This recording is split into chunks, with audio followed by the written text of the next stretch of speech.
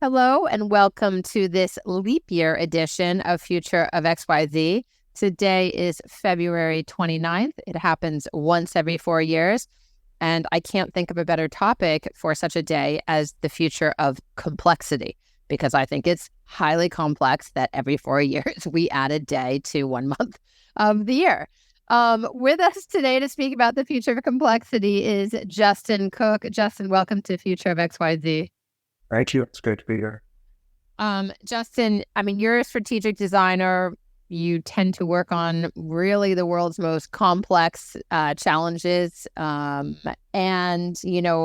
a very illustrious background with a master's in architecture from Harvard and an undergraduate degree from the University of Washington. And you've worked with some of the biggest nonprofits, governments, companies in the world. But right now, after having left your work with the Finnish government, the Finnish Innovation Fund, I should say, you are at RISD, the Rhode Island School of Design, right in Rhode Island PBS's backyard, and you are running something called the Center for Complexity. So I'm going to just throw you what should be an easy lob for the first question. Given that background, how do you define complexity? How much time do we have? Very little. Very little time. I think maybe the more hard-hitting question is what is not complex? I think what we call complex is things that seem hard to perceive, hard to understand. But if you really look at the objects that we're surrounded by in our day-to-day lives, the transportation systems that we engage with, the energy systems that we engage with, these things are all radically complex. And for the most part, none of us understand how they actually work. And so sometimes in my lectures, I'll use a very simple example of an apple. I'll show an apple on a slide and I'll ask people to tell me, what is that? And they'll say, well, that's an apple. And then I'll say, well, how do you know it's an apple? At what point does it become an apple? And then I'll show two apples and I'll label one apple as organic and the other apple then is by inference standard. And then we have a way of beginning to probe the depth of the complexity that makes those very simple objects as complex as they are. Because then we have to talk about like labor and agricultural systems and nutrition. Yeah. All of that branding, all of that stuff that goes into making that apple an apple. So everything is complex. We've just developed habits and ways of being to ignore that complexity in the worst case. I think that, that's influencing a lot of the challenges that we're facing today is how we're ignoring the inherent complexity and simple everyday objects and obviously more complex things such as healthcare. So everything is complex. It's just that we've sort of applied layers of abstraction and modeling and other things so that we don't have to deal with that complexity. Well, I want to talk about, I'm going to get to systems because I think systems feel like the beast here. And I personally myself also am very interested in systems.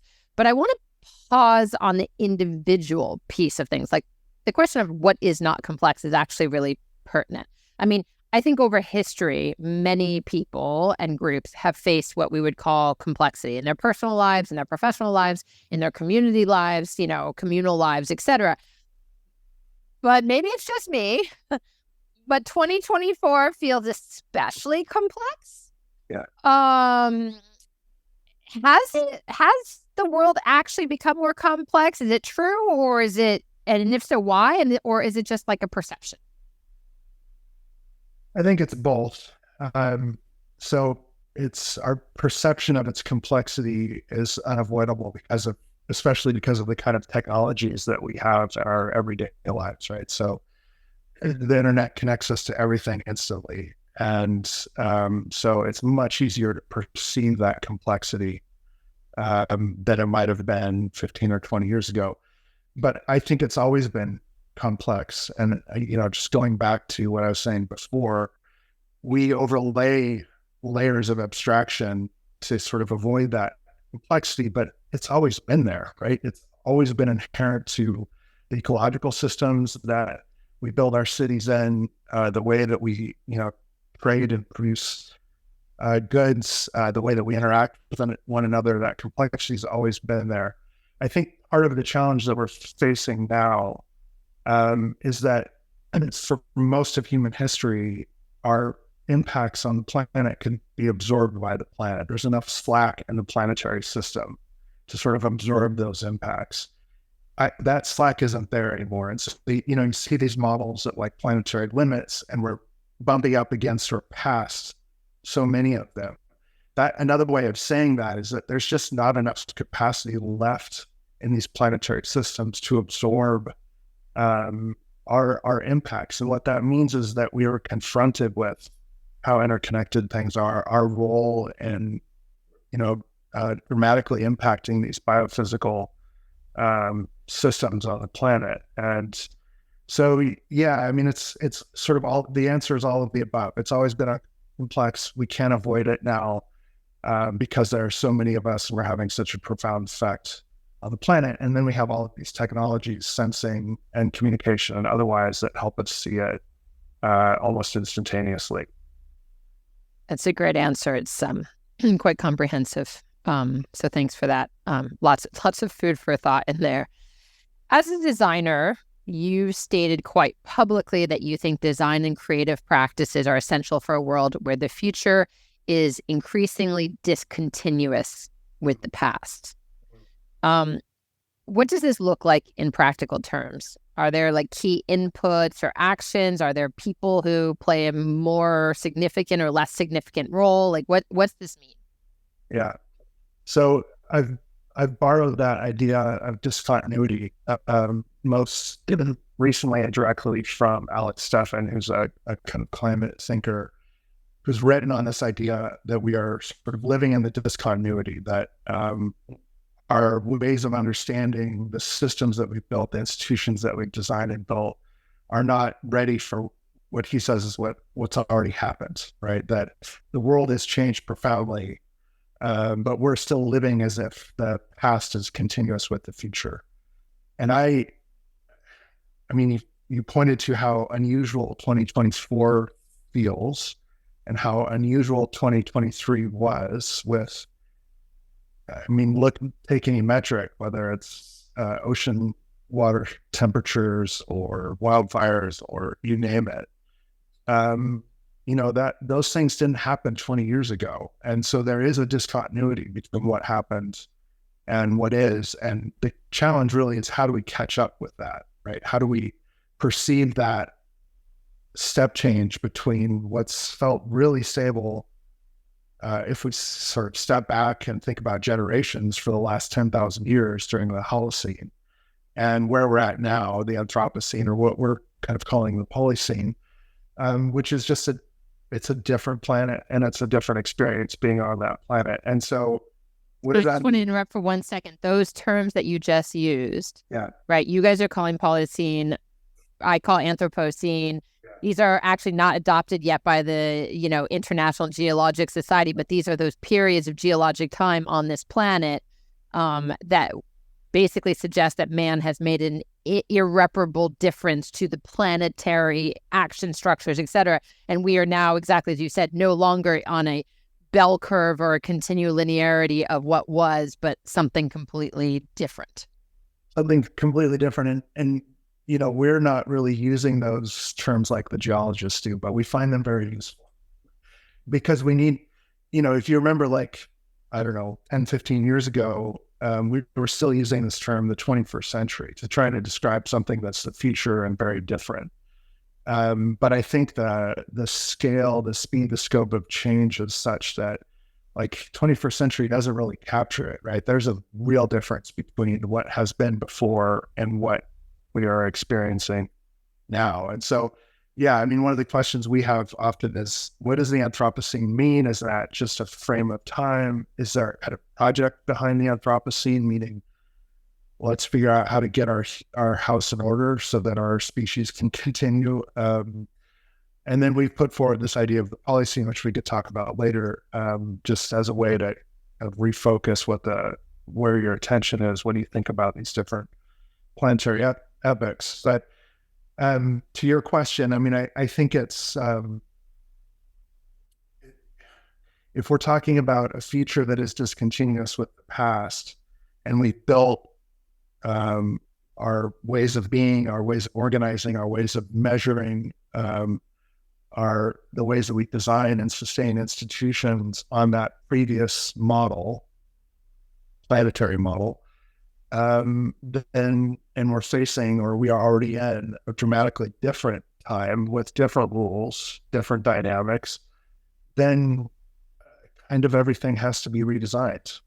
I mean, not to put too fine a point on it, but there's a significant challenge of redesign from, our daily practices as individuals, as parents, as whatever it might be, to our our institutions and the protocols that sustain and direct our institutions and the decisions that they make. So it's a profound moment of redesign. Of course, I have a bias here as a designer, but I think that's the case if you're willing to accept that we are in a very different time. Call it the Anthropocene, 21st century, Whatever they're labels. Yeah, they're just labels. And I think we all see the change that is afoot and inherent in this moment. I won't say all, but yes, most. I think, you've worked in as we alluded to at the beginning, and I don't even have time on the 25 minutes here of XYZ to go through your entire resume, Justin. But you have worked, it's quite an illustrious career to date, and you've worked largely in systems. So, healthcare, sustainability, decarbonization, opioid crisis, nuclear proliferation.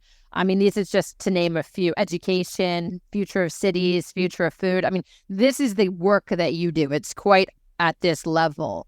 But they all refer to systems, and you talked about that in your two apples example, right? Like an apple is an apple until you start labeling it, and then you have to dive into all the reasons why it's a different kind of apple than just a word apple or a concept. Is complexity innate to systems by its nature, or are systems designed to be complex because back in a different era, then it gave people jobs and purpose, and it was built upon. What's the chicken and the egg, and how did you then solve for it? Yeah, I think that there's an argument to be made that systems don't actually exist. This might sound a bit academic, but that systems are a way of perceiving and making sense of the world, or it's hard to even talk about, say, something like healthcare without attaching that label of system, right? To say that there are all of these things that interconnect, and we don't know how to describe it well, so we're going to say it's a system. But then our understanding of systems is that there's an order there, and that there's a predictability there. And of course, these are human-made systems, and anytime you involve humans in anything, it becomes very hard to predict how those things will behave. So, I think systems, it's really useful as a way to sort of perceive, to probe, to, in some cases, try to catalog or map complexity, the complexity that's inherent in any kind of human-made construct like a healthcare system. There's that word again. It's a way of thinking. It's a way of seeing. It's a way of, in fact, ordering or trying to order something that maybe can't be ordered. And this is one of our areas of active research and thinking, because designers in particular have adopted very strongly this kind of role of systems navigators, systems thinkers. And that's given designers a kind of power within certain communities. That's why I say I've had access to various roles in government or other large institutions, because they inherently work within systems. They're trying to make sense of them, but they're trying to make sense of them through their silos of economics or, whatever it is, labor policy or something else. Whereas us designers, we care less about those silos. We care more about dynamics, right, or behaviors. So yeah, systems, I think it's a kind of framework or frame or lens for making sense of that complexity. And, through this research that we're trying to do, we're trying to advance that practice to make it more rigorous, based more in some of the kind of system sciences that have cropped up in places like the Santa Fe Institute and the Complexity Hub in Vienna. And there are other organizations around the world that, take a very hard sciences, a very quantitative approach to modeling and understanding systems. That's not accessible for many of us. Those mostly think tanks or research centers. Research centers, and they're publishing papers, and those papers and those sort of ways of understanding complexity in systems make their way into other fields like biology, lead to outcroppings within, say, biology, like systems biology. But it's harder to access for, say, somebody that's working in, I don't know, on the front lines of the opioid crisis, as you mentioned. So, but we think there's a sort of middle path of that kind of harder science and the more softer systems approach that designers have been taking to work within, healthcare or whatever the problem space might be.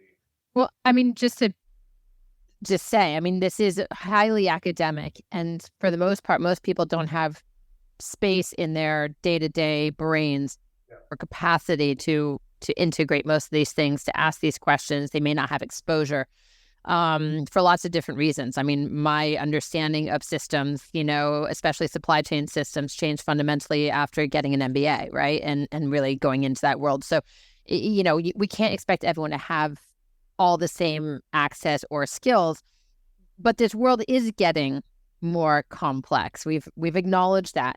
And we each as individuals and communities, I think, need to build up what I would consider kind of capacities or creative responses or something to manage and survive, maybe even flourish in this complexity that's uncertain and complex.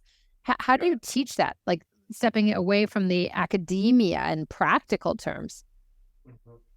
Yeah, I mean, just to touch on the academic part, I mean, all of our work at the center is always done in partnership with people that are on the front lines of whatever issue it is that we're working on. So, we have a significant area of work on the opioid crisis, particularly in Rhode Island, and we're working across the community of responders to that crisis and really try to understand from their perspective, what is the nature of the problem and where can new interventions be developed to have a positive pro-social impact on that problem. So some of the frameworks that I'm describing are academic, but like we are in the real world doing real work. And, I think that's kind of inherent to design, right? Design is always tasked with making something, whenever it might be. It's not paper design. It's, it's action oriented and output oriented. So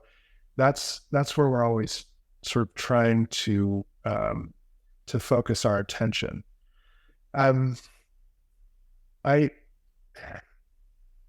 know. I think our work, as it applies to these problem spaces, while it sort of seems academic, part of what we have to do is, as in your question, is help bring people to a place where, in a sense, giving them permission to recognize that, yes, they exist within a very complex system and it's hard to understand what's going on. And I think, especially for people that have professional training, say in engineering or whatever the field might be, like part of the identity that they bring to the table is being certain about something, right?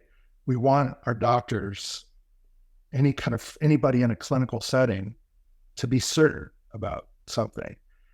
And what we will sort of deploy as a set of teaching tools or ways of engaging with our partners and community is ways of becoming more comfortable with that uncertainty and saying, we may not know actually what's going on, and that's okay. And see before the whole thing about discontinuity, right? And apples and all of these sort of frameworks that we deploy to say, there are things that we can't know or are very hard to know, and we should find ways of being comfortable with that. So you hear always this sort of comfort with uncertainty. Yes, that's an objective, but the question is, how do you become comfortable with uncertainty? And so that's something that we would teach. And that then begins to create a space for people to really begin to engage with the complexity and nuance of a problem. And part of our work as designers or as facilitators is to, open and maintain that space where they can operate with uncertainty and ask questions, right? To kind of create a space of inquiry where they have an opportunity to practice not knowing. So I feel like that's actually like an education or a practice or a workshop that every human being today should engage with, because I mean, none of us is certain about anything. We reward people who say they're certain when they're not. It's how blame happens. Right. And I hate to say it, but I mean, some of these systems that we're talking about, when we talk about oppressed groups, marginalized communities, communities of color, race, ethnicity, religion, gender, sexuality, it goes, the otherized list goes on and on and on. But these are systems and constructs also that have been layered on to keep those status quos, if you will, wherever they are. And obviously those are intricate, and complex as well to unravel. But to be uncertain is beneficial for all of us as we try to unravel some of what we know is really broken in our social fabric. Instead of being certain and saying, well, it's the immigrants or it's the the blame and the otherizing. Yeah, I mean, I think another way of describing that is to ask the question of what is true and how do we know what is true. I like this example that sometimes you'll hear around, if I look at your face with my eyes, I know your face to be true, I guess, right? At least as far as my eyes can perceive.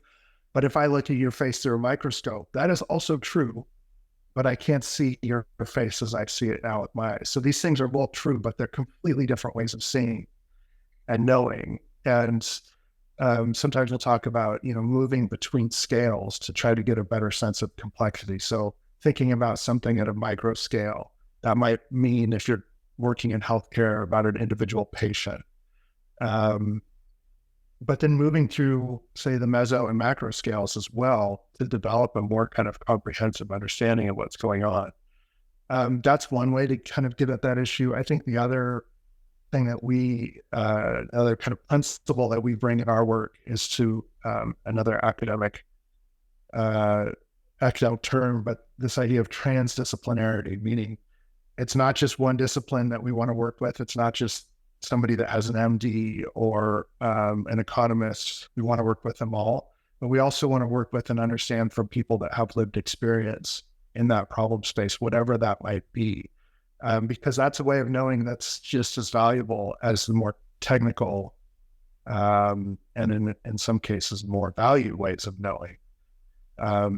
So we try to create the conditions where all of those ways of knowing sit on an equal playing field and in an equal space. And that's a way to get, I think that kind of diversity of ways of knowing is a way to get closer to truth, right? And how to have a kind of ideological frame. But that's a technique, right? That's a technique that designers can deploy and others to get closer to that sense of truth. It's totally fascinating. We're coming up on time, but before I ask the final question, Justin, I want to just challenge you. As a designer, it's clear that you are going to disagree. But Fast Company, which is a generally respected, innovative, forward-looking publication about business and science and tech and all the things, recently declared that design thinking is dead. What do you make of that, and what is the future of design in the next 5 to 10 years, given that? Not going to disagree. I'm surprised they didn't declare dead earlier, honestly. I mean, I thought it would be probably 2020. I think in 2015, I wrote something about design thinking had 5 more years, and then we had a pandemic, and so it kind of stretched out for a while. Look, I mean, I as soon as design thinking made it out to the cover of HBR, I knew that, and I think any designer knew that this was a trend, right? It was a kind of management trend, and these trends always have life cycles attached to them. And as soon as it becomes a trend, then too, you have this proliferation of whatever it is, right? It doesn't matter what trend it is. And so what that means is that the quality of that thing tends to go down as people pick it up and the excitement around it and so on and so forth. So I think, yes, design thinking's dead. I've certainly seen that within organizations that we work with, where I remember sitting and giving a talk to, I don't know, probably 50 people that run accounts across a manufacturing vertical in this company. And I said, how many of you have done design thinking workshops? And everybody raised their hand, right? Like it became ubiquitous.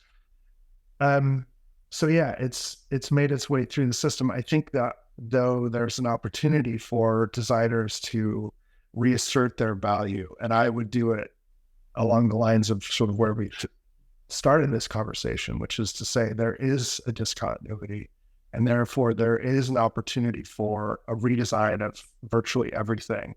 And that's not, at its worst, that design thinking was a kind of innovation theater where, we're post-it notes and all that stuff, that reordering, ideation.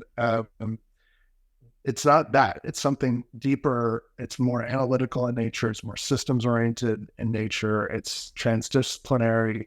As a trying to get to truth. And trying to find a truth, yeah. And if there isn't a truth that we know, then to try to create the conditions where we have a better sense of what that truth might be, and then do what design does really well, which is put things out into the world and see how the world responds to those things, right? And in that response, we will gain a lot of information and the ability to create the next prototype, the next iteration, and keep sort of working toward that truth. So it's fine with me if design thinking's dead.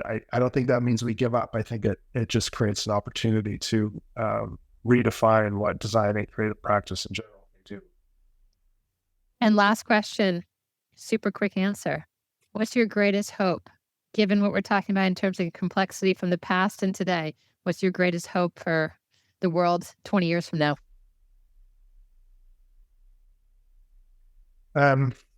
Yeah, that's 20 years. I mean, in the conditions of discontinuity, 20 years might as well be 1,000 years, right? I mean, it's impossible to imagine.